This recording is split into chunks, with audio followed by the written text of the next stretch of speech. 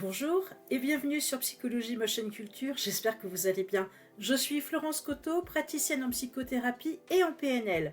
Je suis heureuse de vous retrouver aujourd'hui pour vous présenter Loïc.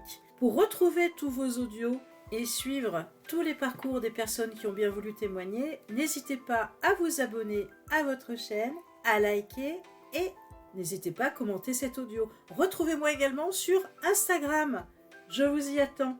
Lorsque je rencontre Loïc, il a 24 ans. Ce célibataire, originaire d'un petit village du sud-ouest, vit aujourd'hui dans le nord-ouest du pays pour des raisons professionnelles. Il est journaliste de presse écrite. Il vient de retrouver un emploi après plusieurs mois de chômage. Il va devoir déménager sous peu pour se rapprocher de son futur lieu de travail. Loïc est en obésité morbide. Il est hyperphagique et hypersensible.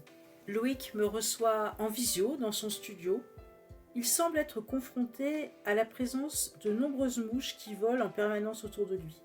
Loïc a envie de témoigner, il est très motivé, il a envie de se raconter. Vous y êtes habitués maintenant, chacune de mes interventions seront encadrées par cette sonnerie. Vous êtes prêts? Alors allons-y. L'école a toujours été facile pour moi. J'ai sauté une classe en primaire sans problème. Mes parents ont fait tester mon QI quand j'étais gamin, et je suis montée à 141. Le psy les a félicités un peu comme s'ils avaient gagné un truc à la loterie, c'est tout. On savait que j'avais un QI supérieur à la moyenne, mais il n'y a pas eu de changement dans ma vie. Par la suite, j'ai découvert que j'étais hypersensible. Je ne sais pas si c'est lié à mon QI. C'est très difficile dans notre société d'être hypersensible, et encore plus pour un homme. Je suis en permanence submergée par des vagues d'émotions, qu'elles soient positives ou négatives, elles explosent en moi. C'est impossible pour moi de gérer ça. Peut-être que les personnes obèses souffrent-elles toutes d'hypersensibilité. Peut-être que Loïc a mis le doigt sur quelque chose d'intéressant. Je publierai bientôt un audio sur l'hypersensibilité. En maternelle et en primaire, j'avais pas de problème avec les autres enfants. Et niveau poids, j'étais dans la norme. Moi, j'ai commencé à grossir au début de l'adolescence, lorsque j'ai quitté la petite école primaire de mon village où tout se passait bien, pour rentrer au collège et à l'internat de la grande ville. Comme je suis de la fin de l'année, j'allais avoir 10 ans lorsque je suis rentrée en sixième. Je me retrouvais avec des grands de 12 voire 13 ans pour ceux qui avaient redoublé. C'était des classes de 30 élèves. La majorité des gamins étaient des citadins et c'était très différent de ma petite école de village. Quand je suis arrivée là-dedans, je me suis sentie bien innocent. Dès le début, j'ai subi les moqueries de mes camarades. À l'époque, ça ne me dérangeait pas trop, je trouvais que ça allait pas trop loin. C'était devenu presque normal. Enfin, je sais pas finalement. Je pense que j'ai tout minimisé et tout intériorisé pour que ça reste acceptable. Parce que quand j'y repense, je me rends compte que c'était quand même bien violent. J'étais le plus jeune de tout le collège. Les autres se sentaient supérieurs à moi. Parfois, il y en avait qui semblaient sympas, mais finalement c'était pour mieux me piéger et se moquer. Depuis cette période, lorsque quelqu'un est sympa avec moi, je me méfie. J'attends le moment où ça va mal tourner pour moi. On se rend compte de ce que dit Loïc, qu'il a installé inconsciemment des mécanismes pour que ce qu'il vivait à l'internat puisse être supportable. Il a minimisé, normalisé toutes les agressions qu'il a subies. Vers 11-12 ans, j'ai joué au rugby. J'ai arrêté parce qu'un jour, je me suis pris un coup de poing dans la figure à l'entraînement. C'était un gars de mon équipe qui m'a fait ça. Il m'a simplement dit « c'est ça qu'il faut faire pendant les matchs ». Je suis restée tout seul, sonné, allongé sur le sol et j'ai mis un moment à me relever. J'y arrivais pas. Finalement, je suis allée en parler à l'entraîneur du club qui m'a juste dit « c'est bien, ça va t'endurcir ». L'attitude de l'entraîneur, l'adulte référent du stade, valide l'agression de Loïc. C'est quasiment une partie de son entraînement. Est-ce que l'entraîneur aurait eu une attitude différente si Loïc avait eu un poids normal? De toute façon, dans les douches, je me faisais voler mon shampoing, les gars m'embêtaient tout le temps. J'étais pas vraiment leur tête de turc, mais un peu quand même. Enfin, j'étais rejetée, quoi. C'était des ados grande gueule et moi, j'étais timide. J'ai jamais rien dit. J'ai pas osé taper qui que ce soit. J'en ai eu envie, j'avais de la colère et des fois même de la haine. Mais je suis trop gentille, je suis trop timide aussi. Je sens les regards sur moi dans la rue. J'ai déjà subi des violences verbales ou des réflexions à cause de mon apparence. Je réponds pas parce que j'ai pas de répartie. Ça me blesse profondément, alors je souris et puis je cogite encore et encore, et j'ai ma répartie 2 jours après. Je pense que si on m'attaquait sur un autre sujet, je pourrais répondre, mais pas sur mon poids. Quand quelqu'un se moque de mon apparence, je n'ai aucune répartie parce que ça me blesse trop profondément. J'ai un souvenir terrible de mon adolescence. Un jour, je suis allée voir le généraliste pour une bricole. La première chose qu'il m'a dit quand je suis rentrée dans le cabinet, c'est « Oh là là, faut vite perdre toute cette graisse !» Depuis, je sais que lorsque je vais chez le médecin, quelle que soit la raison pour laquelle j'ai besoin d'y aller, quel que soit le spécialiste, ORL, ophtalmo ou autre, on va me parler de mon poids. Ça s'est confirmé quasiment à chaque fois. Ben, qu'est-ce qu'ils croient? Que je sais pas que je suis obèse? De fait, les médecins ne me soignent pas. La cause de mes problèmes de santé, c'est forcément mon poids. Alors je ne vais voir le médecin que si je n'ai pas le choix. J'aimerais aborder l'espérance de vie des personnes en état d'obésité. J'aimerais qu'on s'y penche quelques instants parce qu'il y a là un mécanisme très intéressant. Je vous ai déjà parlé du serment d'Hippocrate qui engage chaque médecin à soigner chaque individu, quel que soit cet individu. Nous constatons au fil de nos rencontres que la plupart des médecins que nos témoins ont rencontrés ont eu des comportements déplacés, voire agressifs. On est même quasiment à 100% de comportements déplacés. Bref, si on se réfère aux chiffres officiels, l'espérance de vie des personnes obèses serait réduite de 5 à 7 ans à cause de pathologies liées à l'obésité. Peut-on envisager que l'absence de diagnostic et donc de soins adaptés soit un des facteurs de cette diminution d'espérance de vie? Parce qu'à ce jour, la majorité des histoires que nous entendons nous disent quoi? Eh bien, que les patients obèses ne sont pas écoutés, ne sont pas pris au sérieux et donc pas ou mal pris en charge. Il y a là un refus d'investigation et donc de soins de la part de ces médecins. Ce refus est généralement accompagné de propos que je qualifie de déplacés, mais ces propos sont carrément insultants pour la plupart. Il faut bien sûr restituer le contexte. On parle d'une personne obèse, en consultation, en sous-vêtements ou totalement nue, donc très mal à l'aise, très vulnérable, exposée au regard d'un médecin qui juge et qui condamne. Alors non, il n'y aura pas de diagnostic, le patient est obèse, il ne mérite pas que le médecin perde son temps à lui faire subir des analyses et à le soigner, puisque son apparence montre qu'il ne prend pas soin de sa santé. Et de fil en aiguille, pourquoi aller chez le médecin? Pourquoi s'infliger une telle humiliation, puisqu'il n'y aura aucune prise en charge de la pathologie pour laquelle la personne obèse vient voir le médecin? Certains de ces patients sont au point où un simple contrôle médical peut être une épreuve insurmontable. Les obèses finalement ne sont pas soignés, ou alors ils le seront quand la maladie sera très avancée et qu'il sera peut-être trop tard. Mes parents sont inquiets pour ma santé et ils sont tristes aussi. Ils constatent qu'ils m'ont transmis une mauvaise façon de m'alimenter. Ils culpabilisent énormément. L'hyperphagie peut-elle se transmettre? L'enfant qui grandit dans un foyer où il y a de l'hyperphagie va-t-il entrer dans l'hyperphagie lui-même? Il est vrai que les repas familiaux font partie de notre patrimoine culturel. Les mauvaises, tout comme les bonnes habitudes alimentaires, se transmettent d'une génération à l'autre. Les parents de Loïc lui ont peut-être transmis de mauvaises habitudes alimentaires, mais nous ne savons pas s'il a un parent hyperphagique. D'ailleurs, si l'un de ses parents l'est, Loïc n'en est pas forcément informé.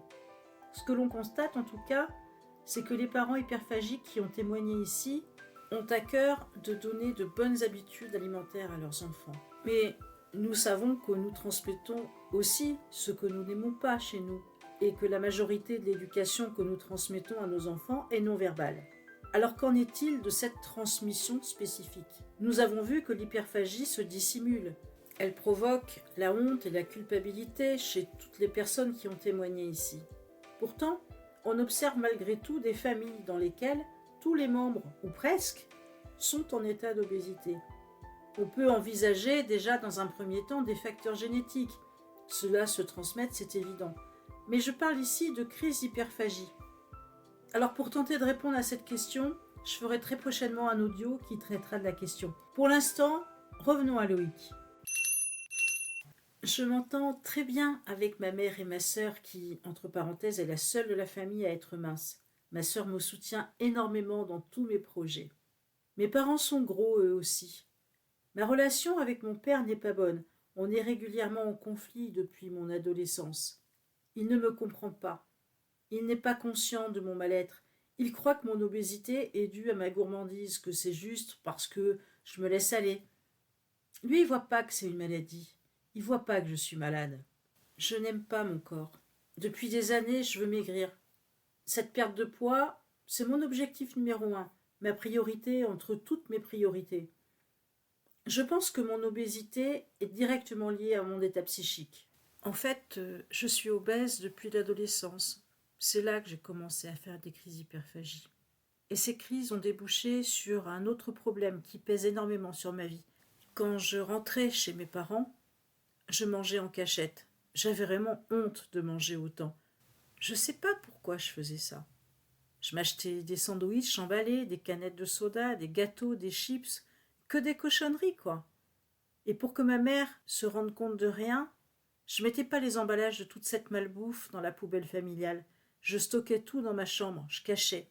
De temps en temps, je remplissais un grand sac poubelle que je jetais, alors bien fermé, dans les containers à poubelle du quartier. Et puis je recommençais à stocker. Depuis cette période, j'ai un genre de syndrome de Diogène. Aujourd'hui, quand je vais faire mes courses pour me remplir, j'ai tellement honte de moi que je ne vais pas 2 fois de suite dans le même magasin. Je veux pas qu'on me reconnaisse. Je fais très vite. J'achète des trucs en grosse quantité pour que les gens qui sont dans le magasin pensent que j'organise un apéro avec des potes. J'achète des boissons sucrées, des chips, de la charcuterie, enfin, des trucs qu'on sert dans ces cas-là. J'achète ça en énorme quantité parce que il faut qu'on pense que je fais toutes ces courses pour plusieurs personnes. Je paye aux caisses automatiques pour ne pas affronter le regard de la caissière. C'est vrai quoi. Un gros qui achète des chips et du saucisson, bah faut pas qu'il se demande pourquoi il est comme ça. Je mets pas plus de 10 minutes pour tout acheter et payer. Je ne veux pas sentir le regard des clients sur moi. Lorsque je rentre chez moi, je ne me mets pas à table, je m'installe sur mon lit. Je sors tout ce que j'ai acheté et je mange. Je vois bien qu'il y a beaucoup trop de choses puisque j'ai fait comme si on allait être plusieurs. Alors, à chaque fois que je reviens des courses, je me dis que je vais pas tout manger et en garder dans la cuisine. Et puis petit à petit, je mange. Et finalement, à chaque fois, j'avale tout. Au début, c'est super, c'est bon. J'en avais vraiment besoin. Après, je passe en mode automatique. Je ne réfléchis plus. Finalement, quand j'ai tout avalé, je me sens super lourd, je me sens mal. Je sais que j'ai encore grossi. Cette douleur va durer plusieurs jours. Ma dernière crise d'hyperphagie date du début de la semaine. Comme je suis anxieux, les crises s'enchaînent rapidement. Ça peut se produire plusieurs fois par semaine. Et comme je faisais chez mes parents, je ne jette pas les emballages. Je suis tout le temps stressée. Quand je suis stressée, je mange. L'autre soir, je suis allée voir un concert donné par une ancienne collègue de travail. Avant ça, je suis allée m'acheter 2 pizzas. J'en achète 2 pour que les gens qui me voient pensent que j'en achète une pour moi et une pour quelqu'un d'autre. Pas que j'achète une pizza pour moi tout seul. J'aurais trop honte, moi qui suis obèse, que les gens pensent que je mange une pizza tout seul. Alors j'en ai mangé une avant le concert et une après. Je sais pas pourquoi j'ai fait ça. Aller voir mon ancienne collègue ne déclenchait pas de stress particulier à part celui lié à mon apparence. C'est finalement devenu presque naturel de faire ça. J'ai besoin de me gaver. Pourtant, au quotidien, mon poids est lourd à porter physiquement et moralement. Quand on me demande d'où viennent mes troubles alimentaires, d'où vient toute cette angoisse, je ne sais pas quoi dire. Il n'y a pas de truc qui m'ait particulièrement traumatisé. J'ai eu une enfance normale. J'arrive pas à savoir pourquoi je suis comme ça. Lorsque Loïc parle d'absence de traumatisme de l'enfance, il ne tient pas compte de la période de sa rentrée au collège. Ce petit garçon de 10 ans qui du jour au lendemain s'est retrouvé seul en internat avec des camarades tous plus vieux que lui, a peut-être été plus marqué, plus traumatisé par les mauvais traitements et le harcèlement qu'il a subi que ce que Loïc a conscientisé. Il ne faut pas oublier que ces crises d'hyperphagie ont débuté à cette période. Moi, je mange mes émotions, je m'en rends bien compte. Je trouve du réconfort dans la nourriture. Je ne sais pas faire face autrement à ces vagues d'émotions qui me submergent en permanence. L'hyperphagie pourrit mon quotidien depuis quasiment 10 ans. Je ne sais pas si ça disparaîtra un jour. Il faudrait que j'apprenne à gérer mes émotions sans que la nourriture soit là pour me consoler. Et je ne sais pas si c'est envisageable. J'ai des moments de doute, je cogite beaucoup, je cogite tout le temps, je cogite sur tout, sur mon travail, mon poids, sur ma solitude. Je souffre énormément de solitude. Ça me rend triste. Je suis seule, je connais personne. Pourtant, ça fait quelques années que je suis ici. Je n'ai de contact téléphonique qu'avec une amie et c'est tout. Quand je réalise à quel point je suis seule, je me remplis. Je suis toujours seule. Je cogite. Quand je cogite, je mange et je grossis. Personne ne vient chez moi. Je ne rencontre personne. Il faudrait que je maigrisse et que je voie du monde, mais c'est compliqué. Lorsque je suis avec des gens, je me rends compte que je ne suis pas tentée de manger. En tout cas, je ne suis pas tentée de manger n'importe quoi. Mais je suis toujours seule. Je vis dans une anxiété et un stress permanents. Je n'ai confiance ni en moi ni en les autres. J'observe beaucoup avant d'accorder ma confiance. Je mets tout le temps des barrières. Je ne sais pas vraiment pourquoi elles sont là. Elles sont censées me protéger de la peur de l'échec. Mais finalement, je pense qu'elles font partie de l'échec. J'imagine que c'est lié à mon hypersensibilité. Les barrières me permettent de mettre un peu de distance avec tout ce qui pourrait me toucher, je crois. Je ne vais pas dans les fast-foods. J'aurais trop honte d'aller commander un McDo, que les gens me voient dans la file d'attente pour manger toute cette malbouffe. Et puis c'est pas très bon les fast-foods. Quitte à manger un burger, autant aller au resto. Au moins ce sera bon. C'est pareil, si je dois aller au resto, je dois savoir à l'avance si les chaises ont des accoudoirs ou pas, parce que si ce sont des chaises avec accoudoirs, je ne pourrai pas m'y asseoir. Et tout devient compliqué. Mon poids est devenu une obsession. Tout ce que je fais me ramène à ça. Il y a des parcs d'attractions pas très loin, mais c'est pas la peine que j'y aille, je ne pourrai rien faire à cause de mon poids. Et dans mon prochain boulot, on doit faire un reportage sur un accrobranche. Moi, je sais que je le ferai pas à cause de mon poids. J'ai besoin de me créer un réseau, c'est important en tant que journaliste, mais j'ai tellement peur du regard de l'autre que je suis bloquée. Il faut que je perde du poids. Je vous ai dit tout à l'heure que sur certaines chaises, je ne peux pas m'asseoir, mais j'ai mal quand je marche un petit moment. Même ça, je peux plus le faire. Et puis, il y a cet autre problème. Mon appartement est rempli d'emballages vides, je ne jette rien. Du coup, je ne peux plus entrer dans ma cuisine. Tout est plein d'ordures. J'ai juste accès au micro-ondes. Mes volets sont fermés depuis des mois parce que personne ne doit pouvoir voir comment c'est à l'intérieur. Je vis dans le noir. Je suis envahie de mouches, ce n'est plus gérable. Je dois déménager parce que je vais commencer mon nouveau boulot. Je ne sais pas comment je vais faire. Mon obésité et mes soucis à jeter mes ordures sont directement liés. La plupart de ce qui traîne chez moi, ce sont des emballages de bouffe malsaine, du grand n'importe quoi. C'est là parce que je mange n'importe quoi. Je peux pas envisager que quelqu'un me voie jeter ça. Je veux pas qu'on sache que je mange ça. Un obèse ne doit pas manger ça. Je n'aime pas vivre avec des ordures chez moi, j'aime que ça soit propre et rangé, mais il y en a tellement à jeter et je sais pas comment faire. J'ai essayé plusieurs fois de changer les choses. Au lycée, je pesais 90 kilos. J'étais très complexée. Alors j'ai demandé à ma mère de m'emmener chez le diététicien. Il m'a prescrit un régime amaigrissant très restrictif. J'ai perdu une quinzaine de kilos. Et ça, c'était vraiment super. Mais j'en ai repris plus dans la foulée. À l'automne 2019, j'ai pris un rendez-vous chez un généraliste. Tout ce que je voulais, c'était maigrir. Je me sentais tellement mal dans mon corps. J'étais super motivée. Je voulais que ma vie change. Alors, il m'a orientée vers l'hôpital, dans une unité de prise en charge multidisciplinaire de l'obésité. C'est un truc génial. Dans ce service, après divers examens de santé, j'allais pouvoir suivre des ateliers de cuisine avec un diététicien, participer à des groupes de parole animés par un psychiatre, faire du sport avec un coach sportif, être suivi aussi par des kinés, bref, être conseillé, encadré et soutenu par une équipe de travail complète.